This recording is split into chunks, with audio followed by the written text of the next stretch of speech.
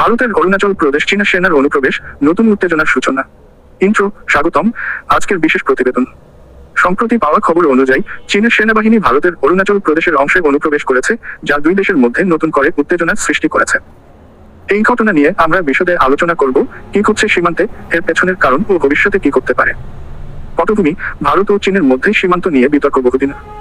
বিশেষত অরুণাচল প্রদেশকে কেন্দ্র করে দু দেশের সম্পর্ক ক্রমাগত তিক্ত হয়ে উঠছে। চীন বরাবরই অরুণাচল প্রদেশের একটি বড় অংশকে নিজেদের বলে দাবি করে, যদিও এটি ভারতের অন্তর্ভুক্ত এবং ভারতের পূর্বাঞ্চলীয় রাজ্য হিসেবে স্বীকৃত।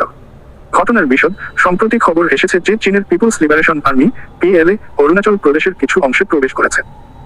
এই অনুপ্রবেশের পেছনে চীনের উদ্দেশ্য কি, তা নিয়ে আলোচনা চলছে। কিছু বিশেষজ্ঞের মতে এটি চীনের পক্ষ থেকে কৌশলগত চাপ সৃষ্টি করার একটি প্রচেষ্টা। এর ফলে দুই দেশের মধ্যে সীমান্ত সংক্রান্ত উত্তেজনা আরও বাড়তে পারে।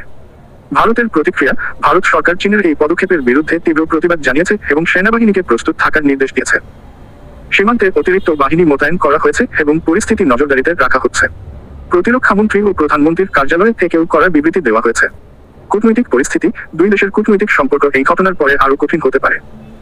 লাদাখে গত বছর চীনের সাথে ভারতীয় সেনাবাহিনীর সংঘর্ষের পর থেকে এই ধরনের অনুপ্রবেশের ঘটনা বারবার ঘটছে। কূটনৈতিক পর্যায়ে আলোচনা চলছে, তবে কোনো স্থায়ী সমাধান এখনো হয়নি। বিশেষজ্ঞদের মতামত: সীমান্ত বিশেষজ্ঞরা বলছেন, চীনের এই পদক্ষেপ মূলত একটি সামরিক কৌশল। চীন তার সামরিক উপস্থিতি ও প্রভাব বিস্তারের জন্য এই ধরনের পদক্ষেপ নিচ্ছে, যা ভারতের নিরাপত্তার জন্য হুমকি হতে পারে।